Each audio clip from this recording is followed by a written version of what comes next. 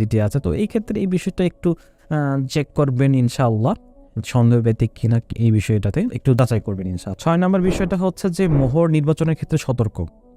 আপনার পরিবারের লোকজন বলতেছে যা দেই দে, কোনো সমস্যা নেই।